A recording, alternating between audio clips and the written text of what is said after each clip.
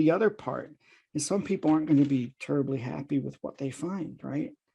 We need to be happy with that person that we look at in the mirror. And as you had said, my goodness, can you imagine the wisdom that you have now, the insight that you have now, the Right. awareness that you have now? If you had that, let's say 10, 20 years ago, Yeah. imagine how profound it would have been. And that's what we're talking about, is accessing not just your most authentic self, but accessing the power that you have to really enact change.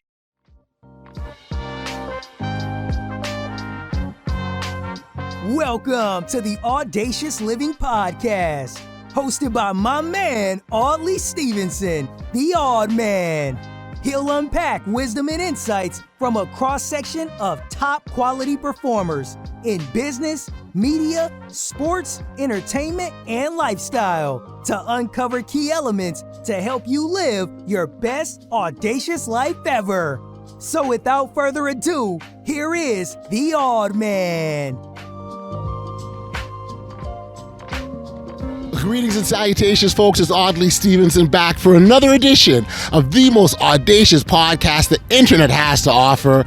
This is the Audacious Living Podcast, and I appreciate you for being here as we continue our ongoing goal of helping our listeners live their best audacious lives ever. As always, I encourage you to follow us on our social media channels. We're on Twitter, Instagram, and Facebook under the handle The Audacious Pod. Or if you're watching on YouTube, then you know that bell down below. You tap that, ding, ding, ding, and you're connected to all great things audacious related. Now, there's something peaceful and tranquil about an open body of water. You know, it's pure, it's peaceful, it provides a sense of calm. You know, when you look throughout history, water has always been used as a symbol of wisdom, power, and grace. But it also has been used to represent life. And when you're living your true, authentic self, it's only then that you're truly living the life the way it was intended. And that's what authenticity can do for us. It allows us to live the life we're supposed to, free from restriction of any kind.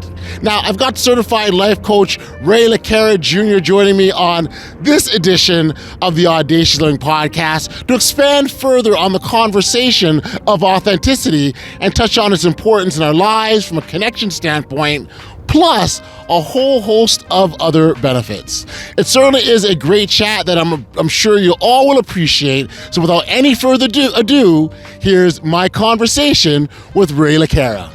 Enjoy.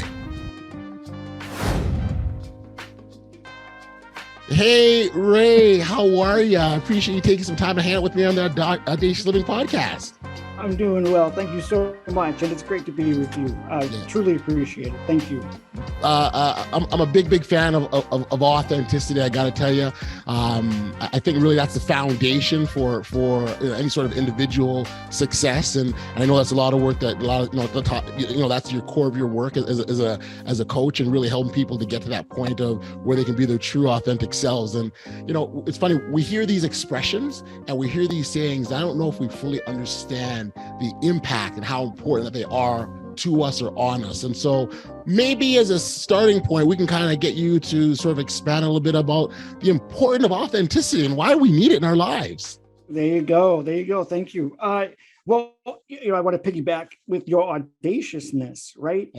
It's all about the approach to life. And what I've worked on over the years in both the academic environment and then also with adults is really kind of tapping into that. And it took until a few years ago to kind of articulate that a little bit, because look at the times that we're living in. And it seems like we have somewhat of an idea of where we're going or what our path happens to be, but there's always that little voice in the background that's saying, "Hey, questioning us," and then we're not sure, and then there's the social media impact, and so there's always that questioning part. So when you talk about authenticity, it's really about that discovery of who we are within first, before we can truly be authentic with other people. We have to be authentic with ourselves. And so what is authenticity? It's, well, really, who are you? And the more that you know who you are, the easier it is to be on the right path, the easier it is to be in a crowd of other people and engage in conversation, the easier it is to be able to go to bed at night and sleep and wake up in the morning refreshed and ready to start the day. Yeah. It really involves a bit of digging, right? And what I find really interesting is that different individuals get to different points. Like we don't all understand that at the same point in time, and because there's a bit of a journey, right? There's a bit of a process to get to that point. It doesn't just you don't just wake up one day, okay, this is me. There's some work. I wonder if you can sort of talk about how important that is to go through that. Yeah. Work. Well, and by the way, that a great point. We live in this society now where Amazon, for example, is great. You get something the next day or even the same day. But when it comes to being able to find that right path, to feel that confidence that you need, or that sureness in what you're doing and who you are, it's a journey. Right. And so that's where the book, Who Are You Really? The Search for Authenticity, that's where that comes in. The people I've worked with in terms of coaching, it takes a little while before people start to feel comfortable, and not even just with the coach, but in doing that work with themselves. Gotcha. So the book is sort of a primer. Here's what you can start working on to know what that mindset needs to be, so that you can then decide, hey, I need maybe a health coach, or hey, maybe I need a leadership coach, or maybe because of that process. And then the other part is some people aren't going to be terribly happy with what they find, right? We need to be happy with that person that we look at in the mirror. And as you had said, my goodness, can you imagine the wisdom that you have now, the insight that you have now, the awareness that you have now? If you had that, let's say 10, 20 years ago, imagine how profound it would have been. And that's what we're talking about, is accessing not just your most authentic self, but accessing the power that you have to really enact change. And not only that, to bring about balance and focus, so that when things happen, you're not all of a sudden brought down to the lowest depths and taking weeks to come from it. Or when something great happens and there's a trip up the next day, it does. We're talking about remaining as balanced as possible to be able to enjoy every day and be grateful for every day. But yeah, it does take that journey, and that journey can take some time, and it can be painful. Yeah. So on that pain, I think it ties very much into what you made earlier about liking who we find, right? We'll do that work and we'll get to that point and we're like, I don't like this person. Right.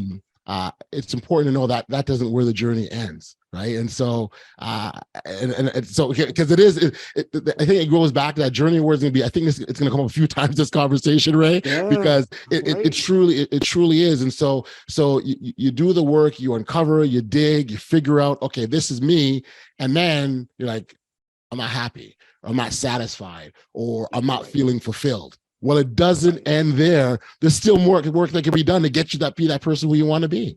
Exactly. And look, so when I put together the book, and again, it's pretty much a primer. It's only a starting point. Okay.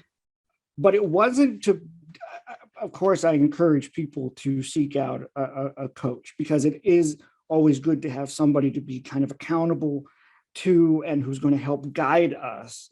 But and understand, coaches do not tell you what to do. They help you uncover from within. Yes. But along with that, the biggest, oh my goodness, I just lost my train of thought too. It happens. It happens. I was right there. Well, I guess I was talking about, liking that person you find, right? That's what we were talking about. That's what I asked about, and how important that is. So I'm sorry. Thank you. So the thing is if you find that all of a sudden you're not happy with what that is or who you are at that point in time, that's to be expected. We've all been there. But the thing is the more authentic you can be, as you start to uncover those things that you truly, what is your passion? Right. Who are you? What is it that you look for in relationships? Yes. Right. What are your accomplishments? What are your talents? As we begin to look at that, that's going to help determine your path forward. But where I lost my train of thought for a moment is that the book wasn't written to encourage people to seek out a coach, although I do encourage that. But if you have someone that you can confide in, if you have a mentor, if you have a close family friend, you need to have those discussions. Even if you don't have a coach, you need to have those discussions, because when you uncover some of the stuff that you don't like, it's so easy to close the book, Yes. close the chapter, Yes. and just ignore it.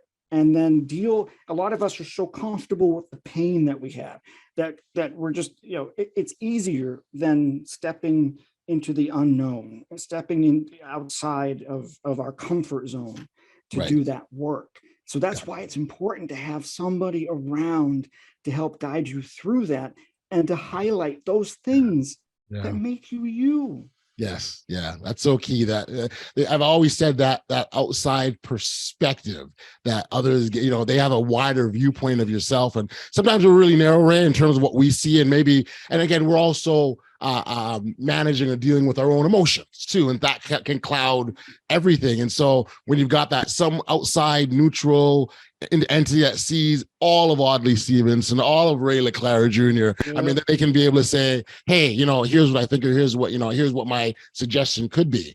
So we're talking about coaches. And I know that's very much like how you work. I wonder if maybe, Ray, you can sort of talk about how sort of your own journey, how you got to where you got to, and how you able to translate that to help others.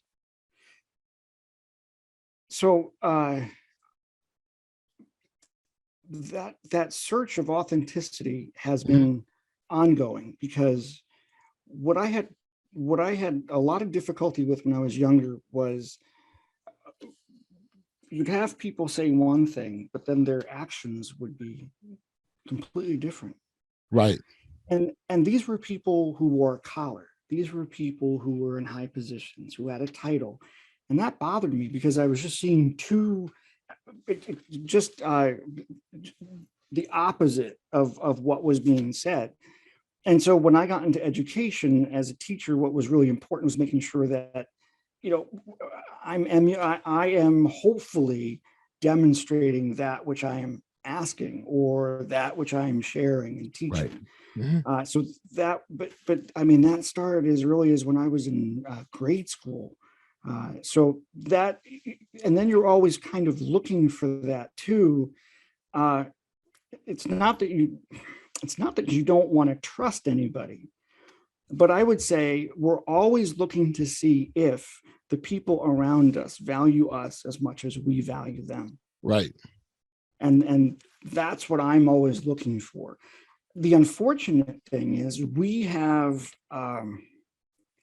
there was a study that was done a couple of years ago that 90% of people who engage in conversations find them boring. Well, wait a minute. That's because people don't know how to have a conversation anymore. Right. So when we talk about being authentic, when we talk about not just the actions matching the words, but are people being themselves when they are having a conversation?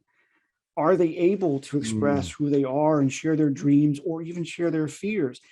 A true conversation is a dialogue where, so Audley, how are you? Great. And oh my goodness, really, you did. It's about being excited for that other person, but then also feeling their pain and helping them if they happen to be having a situation. But then it's also the same. Oh my goodness, I haven't seen you in a while, Ray. So what really you're doing? And to me, that's also part of being authentic, is that we are embracing those around us and demonstrating to them that we appreciate them, that we value them as much as they value us. So again, my journey has always been about looking for that. Yes. But the hardest part was watching the adults as when I was younger, not necessarily have their behaviors match what they were saying. And those who did, I still remember them to this day.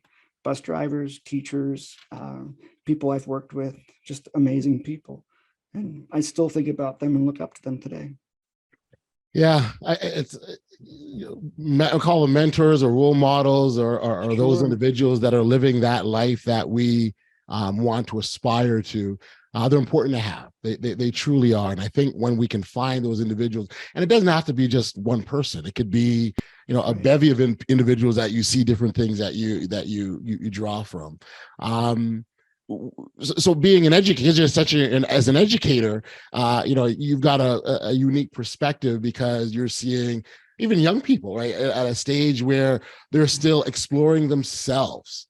So I wonder how we talk about the importance of young people understanding, because again, we just talked earlier, like, God, if I knew what I knew 10 years ago, now, like, so, and how important that would be and how impactful that would be.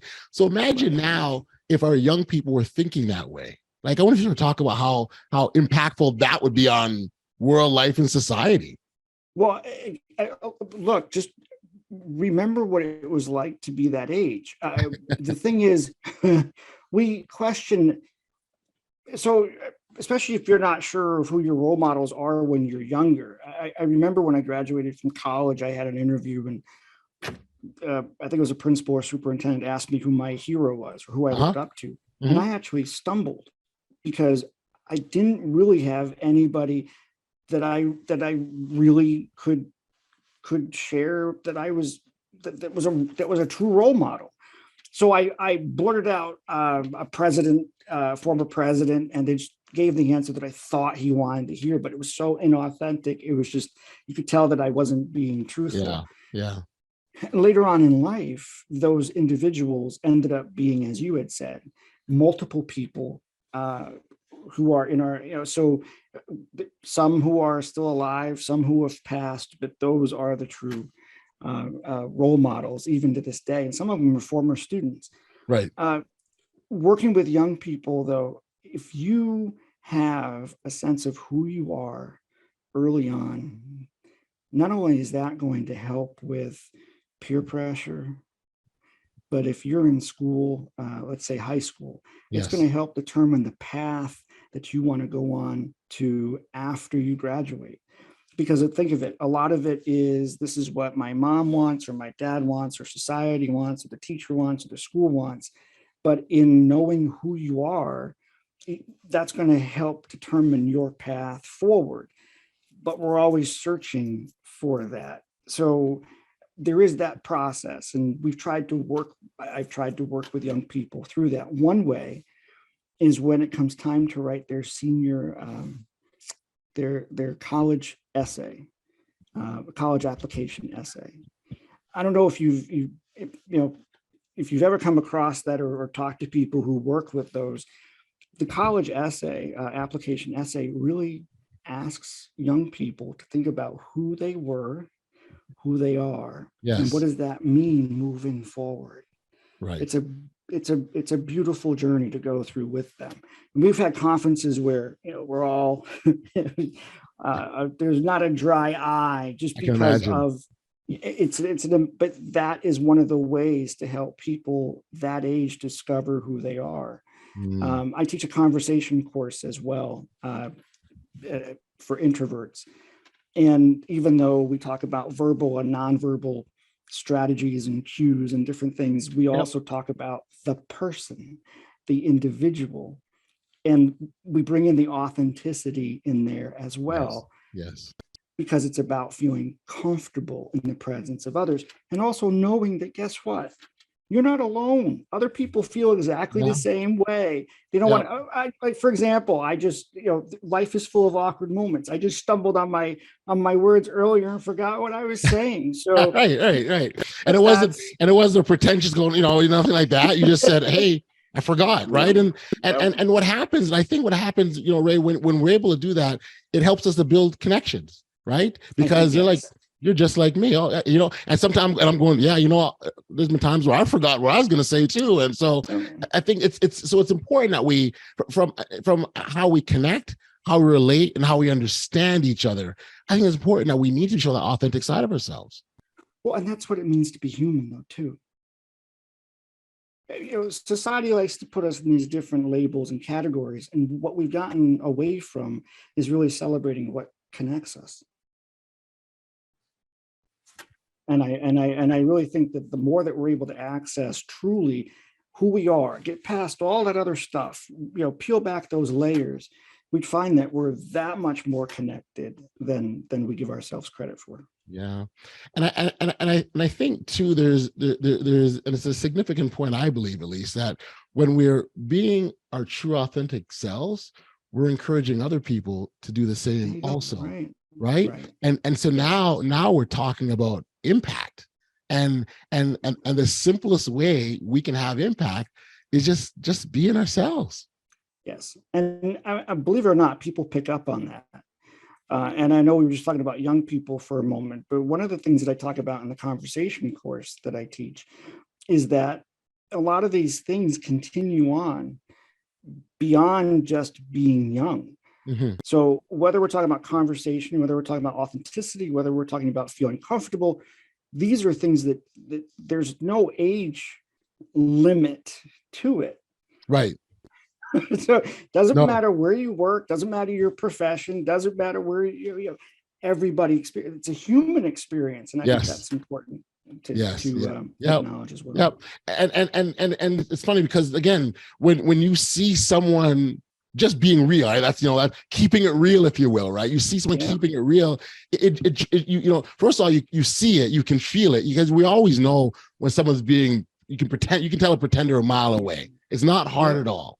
But those that are being real and authentic, it's almost inviting, and they draw you, and you can't help but, oh wow, and maybe they've said something. I relate to that because I'm going through that exact same thing. Yeah. I have a former student of mine used to come and visit during lunch, and I would always stop what I was doing and say, "So tell me about the day. How's it going?" And at one point, she said to me, "Why do you keep asking me all these questions?" Well, I said, well, the thing is I could say, "How you doing?" And you might say, "Yeah, fine." And then that's it. And I said, the reason why I'm asking is because I truly am interested. How are you doing? I'm letting you know that I value you for who you are. There's a reason why you keep coming over here for lunch, and I'm letting you know that I care about you by asking you those questions. I could easily just say, "That's good," and then work on what I'm working on or what have you. But what I'm letting you know is that for these few moments, I'm letting you know that you're my focus. Right. I'm being intentional. I'm being present. I'm being in the moment. And as you had said, I think we need to demonstrate that because we're missing that. And oddly, if I may, I think that's also why these platforms like yours are so important, because we don't have conversations anymore. So I think people are gravitating to podcasts and conversations like this because they need to have more of that in their lives as well. No, I do agree with you. And there's such great power in the conversation and the art of the conversation, and it allows it's such a fluid sort of dynamic where, I mean, here we are talking, there's no script, there's no predetermined outcome, there's no anything that says here's point A to point B. We're having a dialogue, and through that dialogue, you might forget something. I might forget something. You'll come up. You've undoubtedly you've come up with several fantastic points that I've said, "Oh my gosh," and that's triggered some other thoughts. And it's such a fluid back and forth. And that's the art of the conversation. It's almost like if you're into improv, it's the same thing. It's like you give me something, and and that's what it is. And to me, those organic dialogues are where the greatest learnings exist, hands down. Indeed. And we need to teach more of that. We need to, and it has to come through practice, but we need to have more of that so people feel that much more comfortable expressing themselves. But we know recently from the climate, the way things are, for example, the messaging. Here we advocate for you have a voice, speak up, but then with social media, shortly after, you might be canceled. Well, wait a minute, which is it? You have a voice or you can't say anything. Right. So, So the more that we can advocate, the more that we can teach, the more that we can share, the more that we can model that. I think that's important because, look, I advocate for the same thing in the classroom. Some of my homeschool students, they don't get that chance to have that conversation about certain things that they cover. We need to have those conversations. If you're working at home, that's wonderful because sometimes we're even more motivated or we can get more done, but we are missing those conversations. Yes. And I think we're starting to see that and understand that now. And I think the pendulum is slowly shifting. I think I think now we're searching for the best of the both worlds and what that looks like. And I'm sure we'll figure it out at some point, but you are seeing a shift. You are seeing a recognition that we have to have dialogue. It can't just be through screens. There's other nuances as a part of communications, the body language, the tone, things that may not necessarily translate the same way through that, through screens. And so I believe it's starting to get better in that regard. Well, I think what it also do, and I'd love to get your comments on, is how that can impact relationships on the long term and how we can enhance them and make them better. Well, let's face it, when you are in person with somebody, I don't know if how this is going to sound to the audience, but because of what happened with COVID, and because we've been isolated for so long, there's almost a magic when you happen to be physically around other people and you start having that dialogue. There's almost, I'm at a loss for words, but there's almost a magic, and we're missing that. There is a sense of, when we talk about in terms of conversation, there's the verbal cues, there's the nonverbal cues, and this is wonderful, right? Online. Yes. But you cannot beat how those come through when you happen to be right next to an individual. And that, I mean, again, a lack of words. I'm not being very articulate, but there is this energy that comes from being next to other people. There's that sureness that, oh, hey, wait a minute, that person really acknowledges me. That person really values me. And you don't get that as much. I mean, you can, but it's not as strong.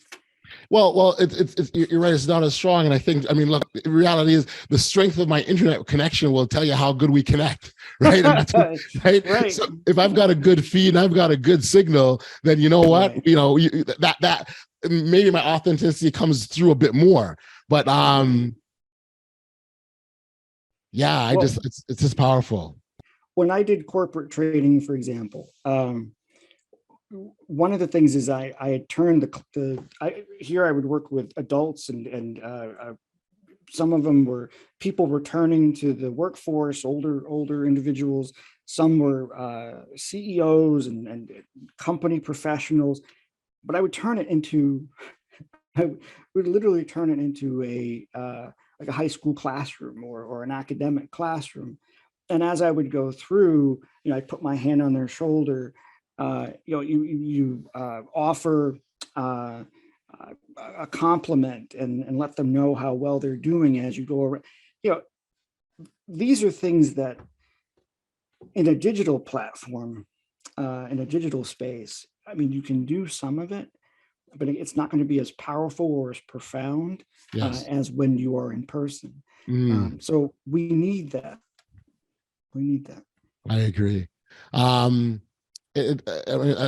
really appreciate this dialogue, Ray, because it just reinforces the significance. Again, I'll use that expression, keeping it real, and so and I think when we can do that, we talked about the connection we can have to others, about the impact of our long-term relationship and how we can encourage, we talked about that, how we can encourage others themselves to be their true selves and try things and do things and be able to, and then the ripples that has. So many, wonderful things. Tell you a really quick story. A friend of mine, she is an accountant for the big firm, big accountant for the big accounting firm. But that wasn't where her love or passion is. She always wanted to, and always felt important that she wanted to work with small businesses and help them. And that just wasn't her affinity. And, one day we're just in dialogue talking, and I asked her about, like, oh, okay, tell me where this came from. And she said, I've been something I was always interested, but really got me on this point, and really got me going is I saw, I named some other woman who in the accounting field who apparently done very well for herself. She also made a similar transition, and she's doing very, very, very well, and helping small businesses was her passion. So we share that passion, and now I want to do the same. And the point that I made is, look how important it was for that woman to live her passion, follow her passion, and she's now happy. But it doesn't just stop at her happiness. I'm sure the business that she's also assisting, they're happy too, but she's also making an impact on you and encouraging you to follow your own passion. And so that's the power in what we're talking about here, at least in terms of the authentic, being our true authentic selves. And so all of this is bang on. So I had to share that story because I think there's really truth to that. Indeed. And I don't think that we realize that sometimes. That's the thing too, is there are those things that come natural to us. And one of the things is we tend to think of those as not, we may not think of those as strengths because they come so easily. We may not bring them up as much. And one of the things I do when I work with people, especially if they're going to go for an interview, in doing that authentic search and peeling back those layers and doing that assessment of who you truly are, yes. One of those things is really looking at what your skills, your accomplishments, your talents are. And some of them will say, well, that's not, wait a minute. For you, you may not look at it as being much of an accomplishment, but when you share that with somebody that you're going to interview with, they're going to look at that and say, well, not many people can do that. And I think that's the other part there too, is that we don't give ourselves enough credit. Yes. First of all, part of that is because we're not the type that go, hey, look at me, look at me, look at me. Right. So, but once you begin to recognize that she was being her most authentic self, that was a passion to her. And that's one of the key words too, is what makes you smile, what makes you get up in the morning, and if you can. Now, for some people, that's going to help them determine their purpose, which, by the way, in Who Are You Really, there is a way for people who want to try to identify their purpose in life, but they have to go through the chapters first before they get to that purpose part, which is in the back. But that's the other part too, is, okay, I've discovered maybe who I am. I feel a little more comfortable, but what am I supposed to be doing? What's my purpose? Right. And to achieve that, it's not going to be overnight. It may take some time, especially if you're an adult and you have a life, mortgage, right, children. There's all this, so we can't make that transition as quickly as we'd like to. Yes, but if you can, my goodness, for her to be able to, and I believe I remember, I think it was one of your interviews where you talked about getting into podcasting. Yes. And how am I going to be any different than anybody else? Yeah. Right. Yeah. Yeah. But that's where we discover our uniqueness. Yes. In that, yes, you may be doing a podcast, but you're not going to talk about the exact same thing. You're not going to approach it the same way. We all have our own voice. Magic. Yes. Exactly. And that's the magic with the person that you mentioned. So yeah, we have that ability to not just impact those in the business that we might be in, but by being our true authentic selves, hopefully we can allow not necessarily allow, but hopefully we can inspire others to be able to tap into theirs and say, hey, wait a minute, this is what I've wanted to do all my life. Man, imagine how powerful a world that would be once we can get everyone doing that, right? We need that. Oh my goodness, really. And even, especially now, more than ever, because everywhere that you turn, there's just negative news. And the whole point of being authentic, by the way, and this is not to sort of ignore the things that people have to go through in life, but the more authentic you can be, the more peace and contentment you can bring to your life, the more balance and focus you can bring to your life. And really, that's at the heart of everything. That really is the secret. because so many people are bitter and just angry and frustrated. You'll know when you've had enough social media. You'll know when you've had enough of toxic relationships. Yes. You'll know when it's time to kind of make a change or move if you can access your most authentic self. Man, Ray, that's a fantastic point to close on. This is just phenomenal dialogue. I truly authentically mean that. I want to make sure we're clear on that, because I don't think we can talk enough about this subject. No. I don't think we can spend too much time on it. You know, there are so many things that come into a factor in to what holds people back from being themselves, whether it's a fear, whether it's maybe a past, failure, if you will, a whole host of things, right? Confidence. I mean, so if we can encourage that, that, hey, it's okay to get up and speak and say something. And if you forget a point, it's okay. It doesn't matter. You can still move on. Like, I think once we can embrace that, we're on to something. Well, and there was just a recent article about how people are finding it difficult to find friends. Yes. And to be able to get out and do things, because number one, people aren't doing as much as they used to. And it is difficult to find friends in this new environment that we're in. But if we can go through that journey to really discover who we are, one, we're going to be okay during those moments where we don't have as many people around us. But then we're also going to be able to engage with others, and rather than having failed relationships, again, I come back to this, recognizing who values you as much as you value them, because that's the other thing too, is we get in relationships, we get into an orbit where somebody really seems amazing, right? But then we discover that they're really not that interested in us as much as we were in them. Correct. And then the result is, that's it, I'm done. I'm not getting involved with anybody. I'm not doing anything anymore. Right. Forget it. Well, wait a minute. The approach has to be different, and we have to be looking, because so many of us are into reacting rather than responding to things. Yes. And when that happens, we're not in the right mindset. So if we can be aware of what we're looking for, yes, and how people are treating, are they valuing us as much? Guess what? We're going to find those relationships much quicker, but we have to put ourselves out there, and we have to feel comfortable putting ourselves out there. Gotcha. Ray, if listeners were looking to learn more about you or your work, actually, I mean, let's do a plug for your book one more time here. I know you said the primer, but let's fill people in one more time on your book. Sure. It's Who Are You Really? The Search for Authenticity. And I'll tell you what, if they go to my website, authenticembassy.com, send me a message through the website, mention that you heard me on Audley's Audacious podcast, and I will be happy to give a discount. Thank you. 40% off. We'll send a paperback.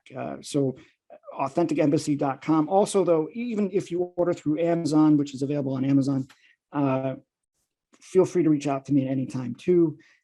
But consider getting a coach at some point, or having that dialogue with people who are around you. That's the important thing. So if you get the book, digital copy, paperback, whatever, allow yourself that time to go through it, and then have that dialogue with people around you. But of course, you can reach out to me at any time as well.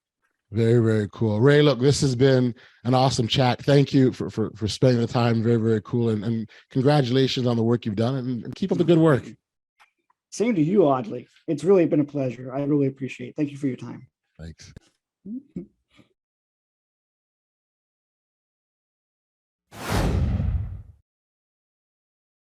Back we are here on the podcast, and of course I've got to send my appreciation thanks to Ray for stopping by and sharing his insights and authenticity and how to find it and what to do once we get it, and all the incredible benefits it can have on our lives as well as the lives of those around us. So again, Ray, thank you so much. It was a pleasure having you on the podcast.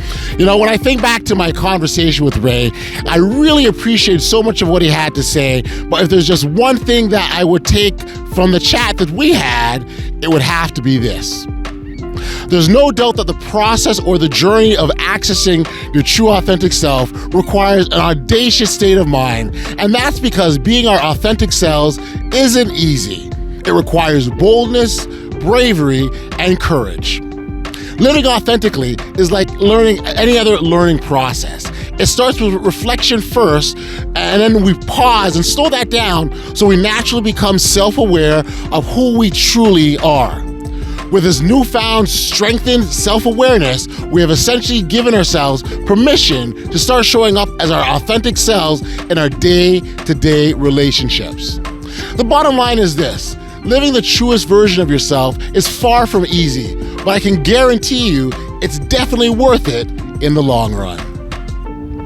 We've sadly come to the end of another episode of the Audacious Living Podcast, and as always, I send my thanks and appreciation to all those lovers of audaciousness. Thank you to our listeners to support the podcast. It truly, truly, truly is appreciated. If you want to further support the podcast, please know that you can head over to your favorite listening podcast platform, give a 5-star review, a rating, a comment. All that would be greatly appreciated, and again, it would help this platform grow. Until next time, stay safe, be kind, show love to one another, and be audacious. You've been listening to the Audacious Living Podcast, hosted by Audley Stevenson. If you enjoyed what you heard, be sure to like, subscribe, and share. Until next time, be audacious.